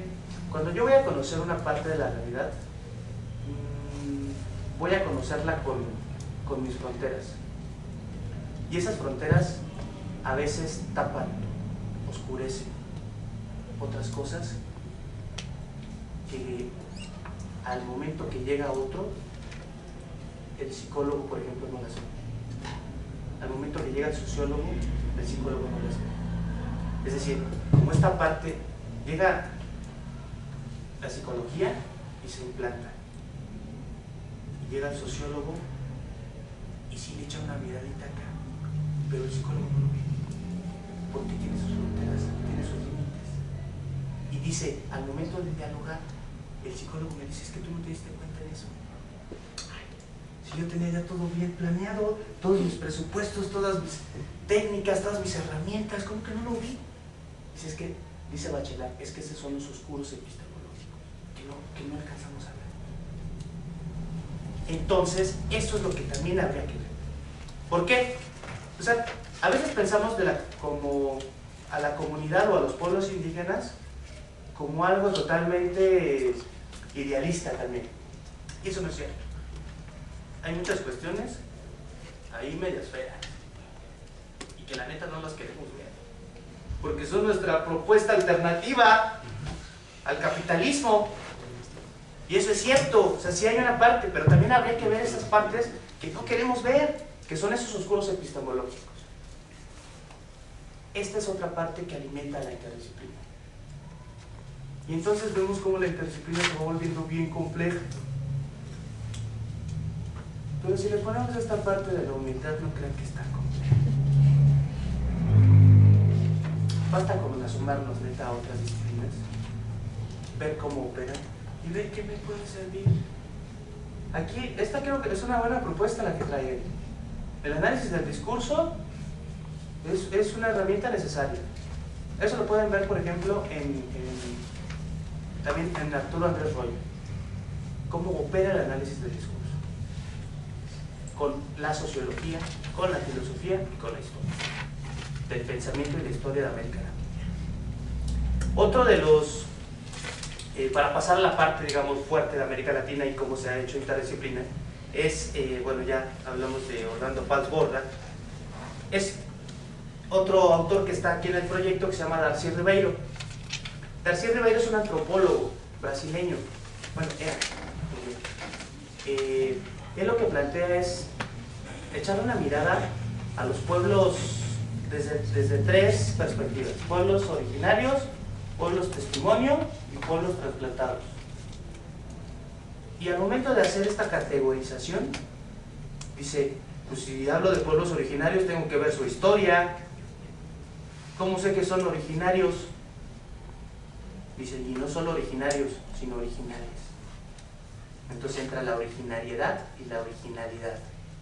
Entonces tengo que hacer una mirada a la antropología, a la etnología y a la historia. Y empieza a hacer una parte, y a la economía. Después se mete con la teoría de la dependencia y trae unos presupuestos de la teoría de la dependencia a funcionar con la antropología. Riquísimo. Y lean el texto de América y las civilizaciones, América Latina y la civilización. Ahí está operando la interdisciplina. Y está operando sobre los pueblos originarios de América Latina. Eso nos puede servir mucho. Otro, un historiador argentino que se llama Sergio Bagú. Sergio Bagú, dicen que acá no pensamos abstractamente, que el pensamiento abstracto y filosófico y los grandes vuelos intelectuales son europeos. No es cierto. Acá hay un autor que se llama Sergio Bagú, historiador, que nunca pasó de licenciado. Dicen por ahí que hay doctores sin doctorado y doctorados, y que el doctorado también no quita lo... Pero bueno, él nunca pasó de licenciado y todos le decían maestro, porque era de los grandes vuelos intelectuales, de las grandes construcciones teóricas. Un texto que se llama Tiempo, Realidad Social y Conocimiento. Un texto impresionante.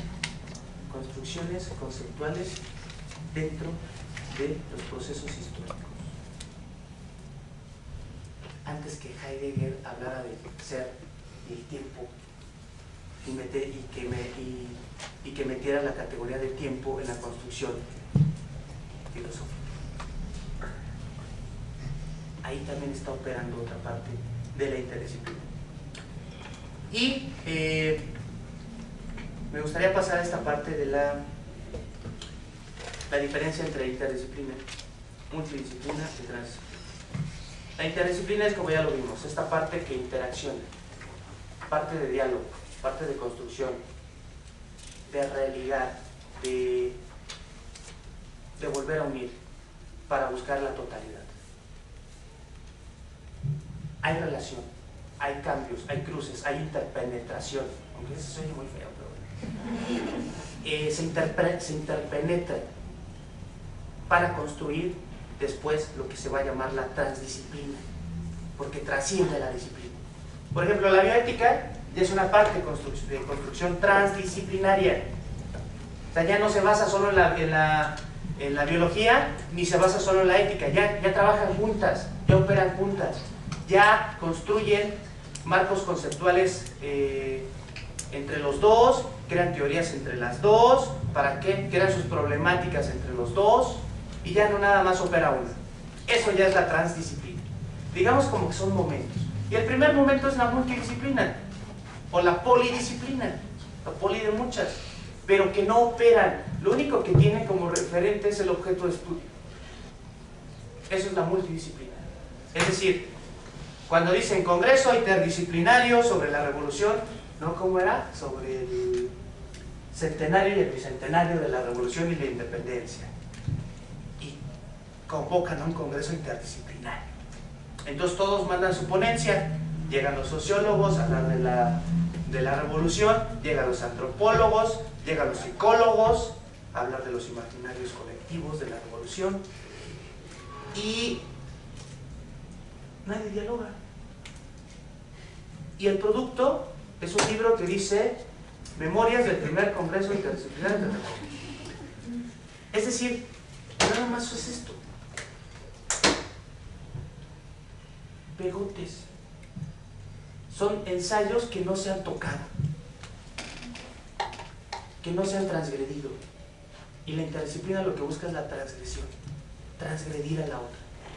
Pero que la otra también se deje. Ay, no nada más algunos, pues así como que está chido, ¿verdad? Es este intercambio.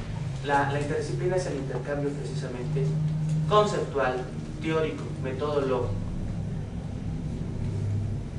Y otra parte de la interdisciplina que es muy interesante es cómo mudan los conceptos. Cómo el concepto de revolución pasa de la física a la historia, a la sociología. Cómo el concepto de pueblo originario, claro, ahora está en la psicología, cuando era etnología, o solo los antropólogos sociales eran los que lo tocaban. Eso es muy riquísimo, saber. Y para esto les recomiendo un libro que se llama Historia Conceptual de Reinhard Koselleck, utilizando precisamente el análisis también del discurso. Ver cómo mudan los conceptos. Cómo el concepto de comunidad también va mudando. Cómo se va transformando. Cómo va adquiriendo otro sentido cuando está en una disciplina ajena, ¿no? Y también cómo se apropia, cómo se acomoda, y cómo se le da vuelta, y cómo lo vemos más rico, ¿no? Este estereo conceptual también es muy necesario hacer.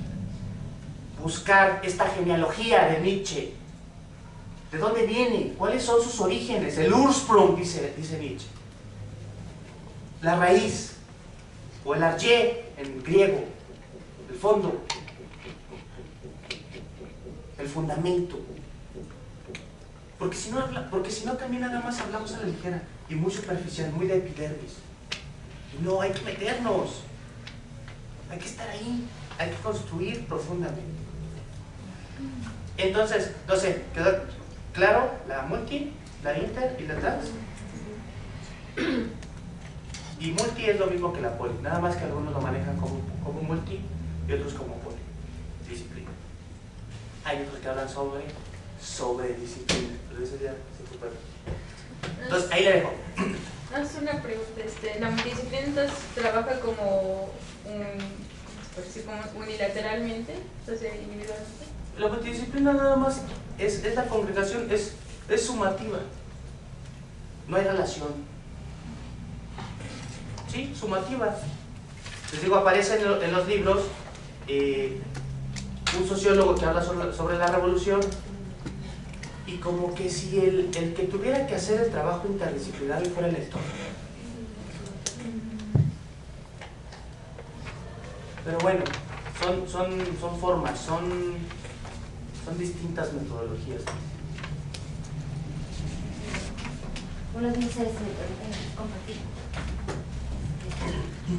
Me tocó estar el año pasado en un proyecto para la Secretaría de Seguridad Pública que se llamaba Cultura Ciudadana sobre la seguridad pública comunitaria. Entonces, fue interesante el universo que me tocó fue Tlatelolco, la primera sección. Y bueno, se utilizó las técnicas de la entrevista, hubo una encuesta, el instrumento de la encuesta, es más, hubo la acción participativa donde ellos demandaron, donde se intentaba hacer este acercamiento entre los participantes y los actores, ¿no? Y cuál era la problemática, qué los estaba afectando, cuáles eran los principales delitos, ¿no? Y arrojó en la mayoría que era delito a menor nada, asalto.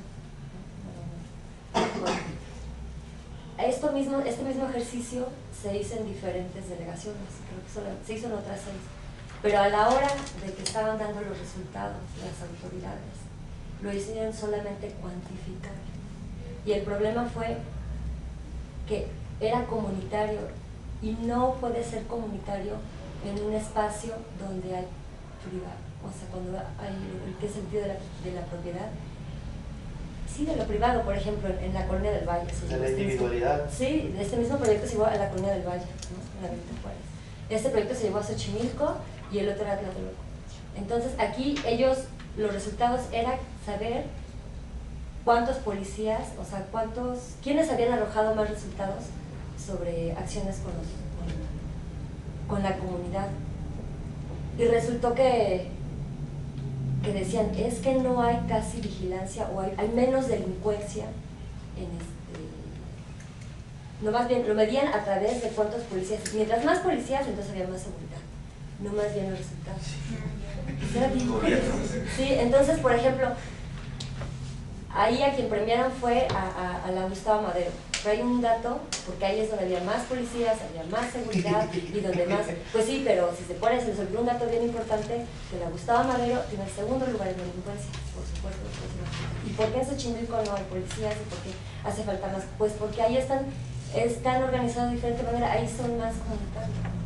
Entonces, sí arroja, lo cuantifica, pero hay que ver el universo, hay que ver también si son comunidad. Para empezar, si son comunidad o no son comunidad. Para ver si entre ellos hay una interacción, si hay... Y todos esos datos, o sea, pobrecito de Xochimilco lo dejaron así como que tú no trabajas y pues toda madre, sí. Pues sí, pero son diferentes las necesidades en cada una. Entonces también es bien importante saber si donde tú estás llevando ese planteamiento realmente es de acuerdo al objeto de estudio, al sujeto de estudio, y es la metodología, la técnica del instrumento. O sea, y si lo vas a medir únicamente cuantificar es súper limitado, o sea, es limitado. Si lo que tú querías saber y lo ibas a medir en cuestión de cuántos policías había y cuánto, o sea, pero si lo ponemos en delitos, entonces te aseguro que ahí la Xochimilco tiene menos delitos que la, ¿no? Entonces sí es muy variado, hay que tomar en cuenta muchísimos criterios, ¿no? Muchas cosas como para poder hablar de un método, una metodología. O sea, es solo una opción, pero es de acuerdo. O sea, hay que hacer esta investigación primero, ¿no? Exactamente, de ver, primero que si era comunidad. Bueno. Muchas gracias. Sí. ¿Alguna otra pregunta, comentario, por favor, compañeros? Muy callados, ¿puedes pasar? Primero hacemos las preguntas y luego... Bueno, más que pregunta es como comentario. A mí me surgió como mucho, por así decirlo, cosquilla lo que menciona sobre a la multidisciplinaridad, a la inter, porque bueno, yo no soy originaria de aquí de la UNAM, yo vengo de intercambio y de donde yo vengo se maneja un centro multidisciplinar, ¿no? Pero era así, o sea, como usted dice, ¿no? Como a la par. Pero ahorita, por ejemplo, ya se introdujo lo que es una tesis por se pueden graduar dos carreras diferentes en una misma tesis. Entonces, la cuestión es aquí, si por ejemplo aquí en la UNAM están tan separadas las facultades, ¿cómo se puede generar o cómo puedes, o sea, en mi centro es así, ¿no? Yo llegué, ya era multidisciplinar, pero ¿cómo puedes hacer como un proyecto desde la formación académica, no solo de los psicólogos, sino de diferentes áreas, para que empiecen a crear esta interdisciplinar y no solo multi, ¿no? O sea, bueno, también va como en función de pregunta, no sé qué se tendría que hacer, o crear más centros, más que multidisciplinares, tal vez interdisciplinares, ¿no? Pero obviamente la primera fase sería, bueno, yo creo, sí sería esta parte de multi, porque de todos modos, o sea, tenemos una formación, como decía, muy individual, ¿no? Y que en la actualidad creo que muchas carreras, no solo psicología, lo ven derecho, lo ven hasta en mercadotecnia, que tratan como de informarse de otras carreras que están ayudando a la misma, ¿no? Pero cómo lograr no pelearnos entre nosotros, entre profesionales, para juntar realmente el conocimiento y no decir, bueno, psicología y estudio a lo mejor filosofía, pero no estoy en ella, ¿no? O sea, nada más la estudio para saber y saber cómo me aporta. Muy bien. ¿Tú tienes pregunta? Sí, tiene cara de... Bueno, tratando de apoyar lo que dice la compañera, yo creo que en ese caso habría que, desgraciadamente, la aplicabilidad de las ciencias ha hecho que se tengan que especializar de manera muy significativa. Si no es aplicable, no sirve. Entonces, creo que una forma de regresar a lo que mencionaba el ponente es conforme a la práctica. Si tú, dentro de la institución en la que estás, por ejemplo, en tu universidad, en la UNAM, en algún instituto de investigación, tú fomentas que tu investigación, tu trabajo, tu escuela, todo lo que estás haciendo no es nada más de la psicología, ahí estás empezando a transformar las cosas. Y de ahí se presenta el fenómeno de la transdisciplina, de la interdisciplina. Porque si uno lo supone y lo habla, no porque no sea importante, sino porque nosotros como seres humanos desgraciadamente necesitamos que se vea tangible. Entonces creo que desde lo aplicable, desde la ciencia aplicable, y no importa qué ciencia sea, desde la filosofía, desde la biología, desde la psicología, desde la que sea, que pueda convivir entre unas y otras, creo que esa es la única manera en que se puede transformar ese pensamiento. Eso es lo único que podría contestarle. ¿Hay otra pregunta?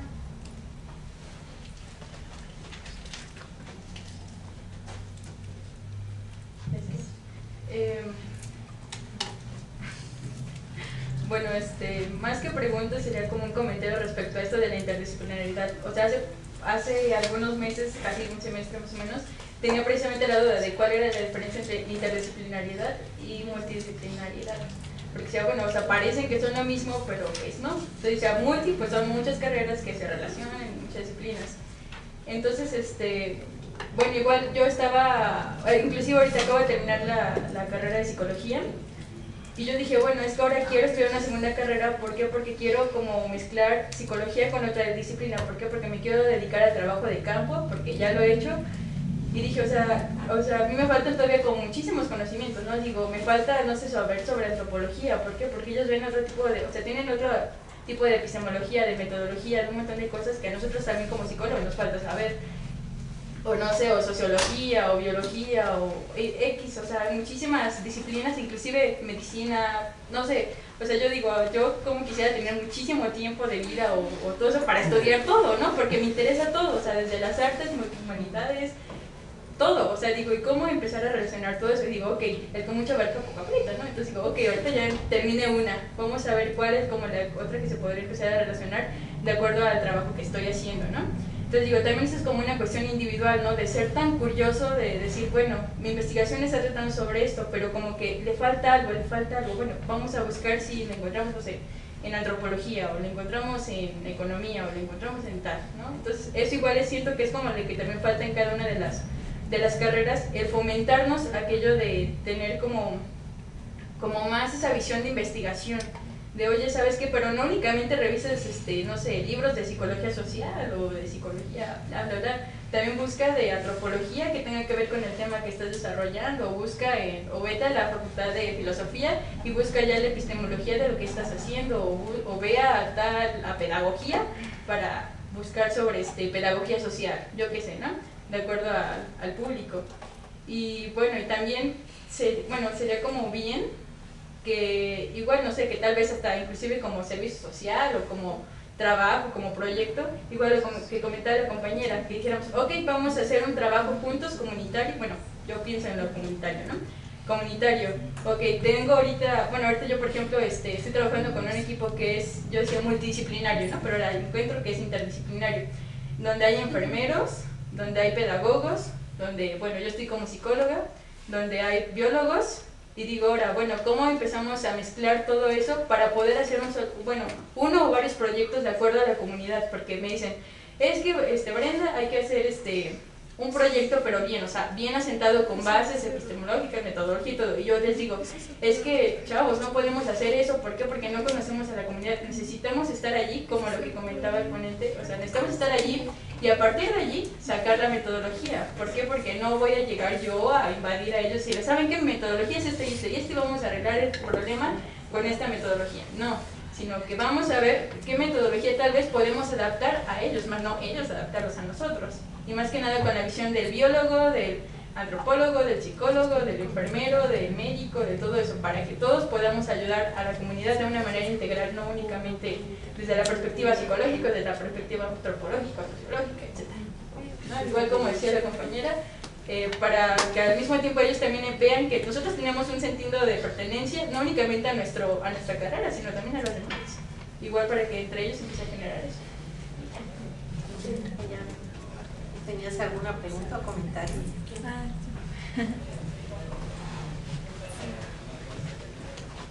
Bueno, alguna vez escuché que, no recuerdo bien cómo fue el comentario, pero decía que esta onda de la transdisciplina era un poco una idea ecléctica, ¿no? Que era como, no sé cuál sería su opinión al respecto, porque creo que a veces también el problema viene de que se intenta mucho fraccionar la realidad, ¿no? Y decir, bueno, yo voy a agarrar mi objeto de estudio y voy a hacer mi análisis, pero de pronto se olvidan otros factores que están ahí, que están también moviéndose, porque pues al mismo tiempo la realidad es dinámica y está en constante movimiento, entonces cómo de pronto detenerla para estudiarla y a la vez volver cuando ella se sigue moviendo, entonces es como un poco complicado a mí me parece, pero creo que sí es importante el diálogo con otras disciplinas y sin embargo pues se ha perdido mucho eso, creo que cada quien como que se encierra un poco a veces en eso y entonces cómo romper con esa forma de pensar, ¿no? De decir que hay que especializarse cada vez más, como lo decían por acá unas compañeras,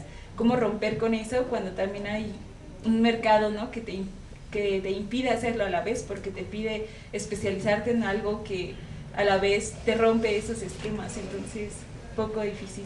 Me gustaría saber cuál es su opinión al respecto. ¿Alguna otra pregunta o comentario? También se vale preguntas para Eric, ¿no? Serían importantes. Que tengo claro todo.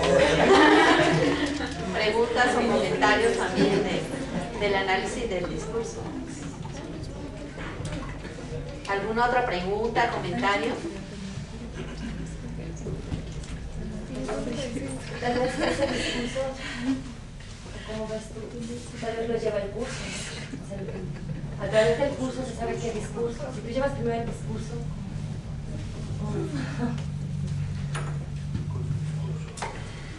¿Alguna otra pregunta o comentario? Bueno, damos paso a las respuestas. La interdisciplina es política. Tienes que ser político. ¿Qué tiene que ver con esa parte de transformar? No se transforma esta realidad si no es política. Y no políticamente de politiquería. Estamos, creo que, en ese patismo. Toda relación es política. Eso viene desde Aristóteles. En su política él lo plantea. Todo ser humano es un ser político. Es un ser político. Así hay que hacer interdisciplina. Decía Edgar Morin una anécdota muy rica sobre Darwin. Darwin hizo lo que hizo porque estaba en todos lados. Y gracias a eso se dedicó al origen de las especies. Él no era biólogo. Él no tuvo formación académica. Y por estar de metiche, fíjense todo lo que pasó. Esa es otra parte bien rica, como el darwinismo se pasa a lo social. Pero eso es otra cosa. Nada más como referencia. Sí, porque funciona ese biologicismo en lo social. Pensamos que lo social es un organismo como el cuerpo. Eso no es cierto. O sea, funciona así. Tiene relación, pero no funciona igual. Entonces, esas miradas, esas formas de romper. Disciplina significa fuste, látigo. Eso es la disciplina. Cuando tú te quitas ese yugo, cuando tú dejas esa opresión y te lanzas a la libertad, es cuando empiezas a conocer otro tipo de cosas y a tener otra visión. Dice Marcel Proust, no se trata de ver un nuevo mundo, sino de nuevas formas de ver el mundo. Yo aquí me voy con muchas cosas, y cuando voy a otros lados me gusta, porque aprendo, voy integrando, voy compartiendo. No se trata tampoco de dejar mi información, esa ya está ahí. ¿Cómo la enriquezco? ¿Cómo le doy complementariedad? Eso es lo rico.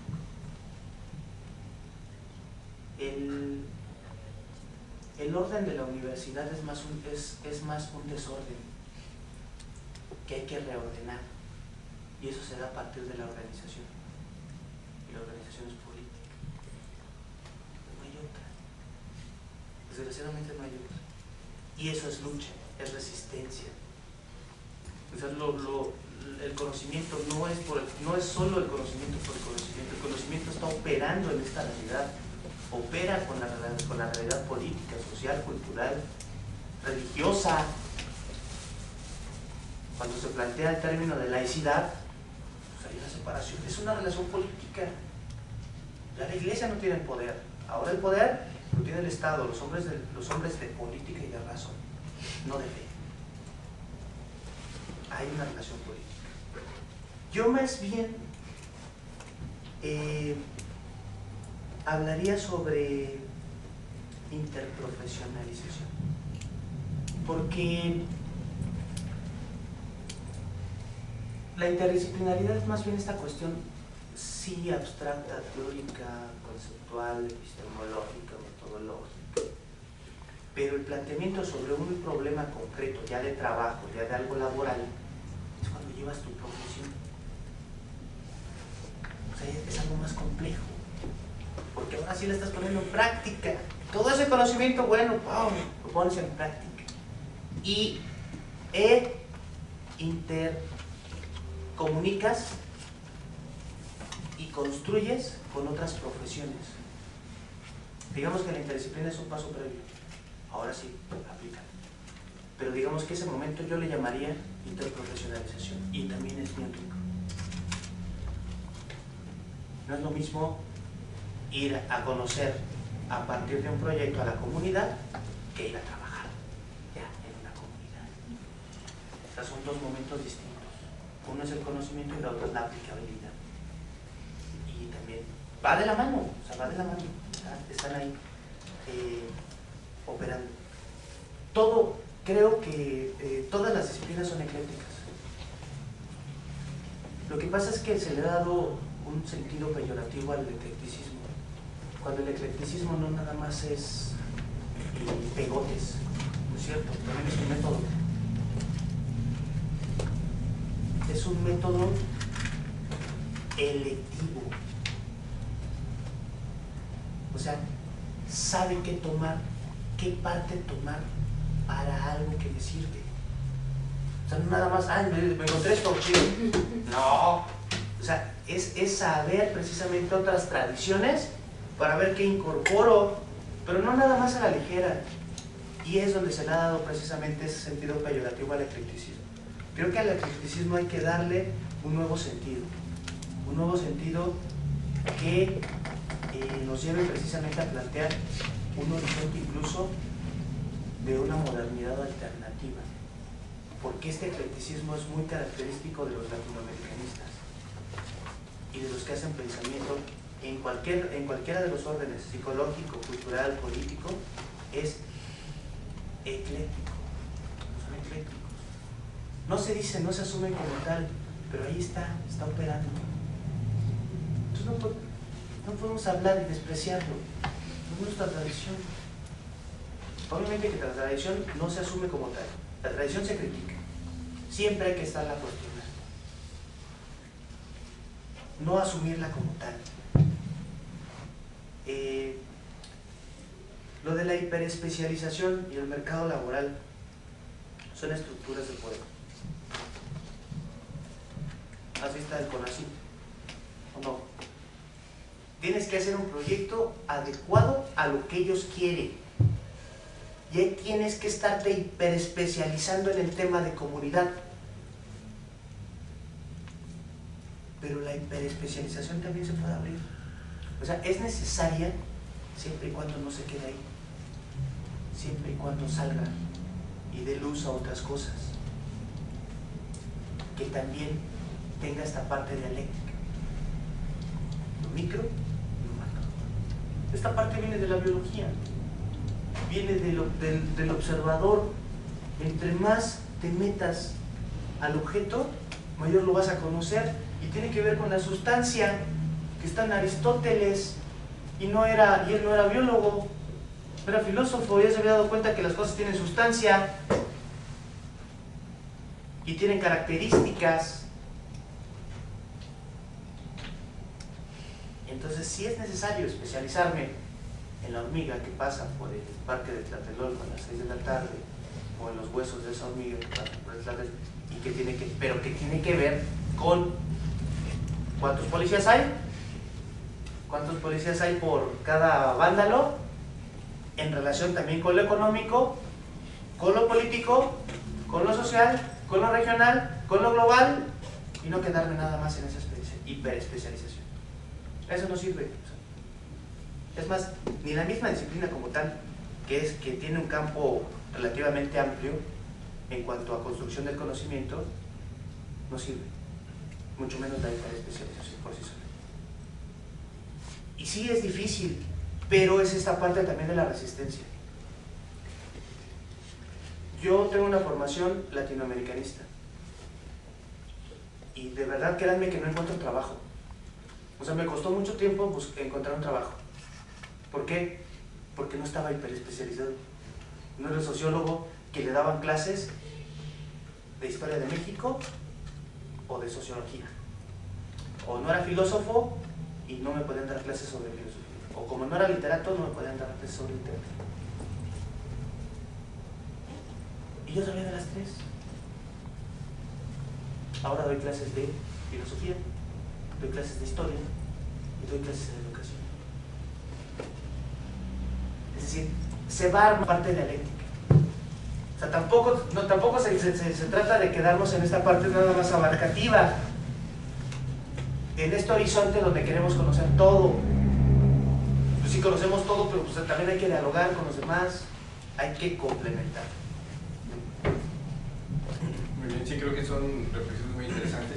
Y qué bueno que dio para esto, porque justamente también cuando hablamos de instrumentos que puede usar nuestra disciplina, creo que tenemos que pensar en eso, ¿no? Al final de cuentas nos nutrimos de otras disciplinas y de otras formas de ver el mundo. Eso es lo importante. Aquí mismo en la facultad de este plan de estudios pues pretendía eso, las materias de contextual querían hacer este vínculo con otras disciplinas, porque desde luego nos damos cuenta que es necesario, pero muchas veces por situaciones extra, digamos que curriculares, pues no se llega a dar bien, porque realmente ellos lo conciben como materias que no sirven para nada, que están en relleno, etcétera, etcétera. Porque no se le da esta importancia, porque cada quien piensa que su propia forma de ver el mundo, su propia forma de analizar un objeto de estudio particular es la única forma que hay. Entonces no estamos volteando a ver qué es lo que están haciendo gente que también trabaja esos mismos temas, pero desde otras perspectivas, que es justamente lo que hace falta, ¿no? Esos puntos ciegos que tenemos como especialistas, pues tenemos que salvarlos de alguna manera.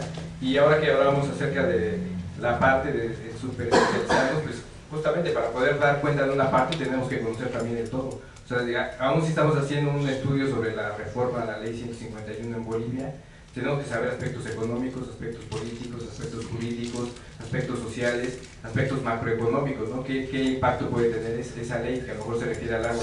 ¿Qué impacto puede tener con relación a las comunidades, con relación a las propias políticas que está llevando a cabo el Estado en un contexto internacional, por ejemplo? Ajá. ¿Qué puede tener con la globalización? ¿Qué puede tener que ver también con aspectos económicos de otra índole, ¿no? Intereses económicos de muchos lados? O sea, para poder dar cuenta de ese pequeño artículo tenemos que conocer el todo, es decir, esta especialización ni siquiera es sostenible en términos de que sirve para describir una parte o una aspecto muy particular, al contrario, para poder escribir esa pequeña parte, y lo vemos nosotros que salimos a la comunidad, debemos de tener conocimientos de otras disciplinas. O sea, cuando salimos a la comunidad de repente, híjole, pero es que no supe pues, por qué los locatarios del mercado tienen problemas con el Walmart, ¿no? ¿Y por qué tienen problemas con el Walmart? Pues porque es una empresa transnacional que está siendo favorecida por los gobiernos, porque el gobierno no le está cobrando impuestos. Son aspectos económicos y macroeconómicos que para entender una discusión que estamos llevando a cabo en un mercado, pues debemos de conocer. Entonces, efectivamente, creo que es muy pertinente esta reflexión que estamos haciendo, que está haciendo Juan de Dios, que nos vino a presentar, acerca de cómo podemos ligar esas formas que tenemos nosotros para analizar la realidad con otras formas. Más allá de ese pegoste, que creo que eso no es lo que pretendemos nosotros, lo que conocemos como el criticismo en sentido peyorativo, ¿no? De nada más tomar y aquí yo tomo esto y aquí está todo, ¿no? Se trata de establecer un diálogo verdadero, desde luego respetando la epistemología y las formas de ver de cada quien y construyendo algo nuevo también, que algo que nos aporta a nosotros, no para cada uno igual, algo que donde logramos integrar eso como un ejercicio desde luego con la gente, no como un tema retórico, ¿no? De que soy muy bonito, que hay que fumar y todo, pero eso es un ejercicio y desde luego que implica un costo. O sea, y si estas materias de contextual no han funcionado, precisamente porque no siempre estamos dispuestos a asumir ese costo y a renunciar a esas certezas en las que confiamos, ¿no? Y ese es un paso que tenemos que dar. Y por mi parte, bueno, sería nada más agradecer tanto a Juan de Dios como a Catherine por acompañarme en esta mesa. Bueno, me parecieron muy interesantes las reflexiones que se dieron el día de hoy y específicamente yo creo que todos nos vamos así como con muchas ganas de seguir ahondando sobre estos temas y en especial porque ustedes saben que la psicología social comunitaria dentro de las áreas de la psicología es precisamente una de las que trabaja interdisciplinariamente. Cuando tomamos el mismo concepto de comunidad, la comunidad, llegan todos, antropólogos, sociólogos, trabajadores sociales, filósofos, en fin, ¿no? Cuando miramos nuestra subdisciplina de la psicología social comunitaria, si bien tenemos un corpus teórico propio, también muchos conceptos también son traspolados también igual a la psicología social comunitaria, como el concepto de poder, por ejemplo, ¿no? Como los métodos que utilizamos. La investigación de acción participativa no nace en la psicología, nace en la sociología crítica, ¿no? Si nos vamos a la educación popular también, a la cartografía social, son métodos que nacen en otra disciplina y vaya, nosotros lo retomamos ya con una lectura sí propia, pero siempre seguimos dialogando. Igual la vocación de este seminario tiene un carácter interdisciplinario.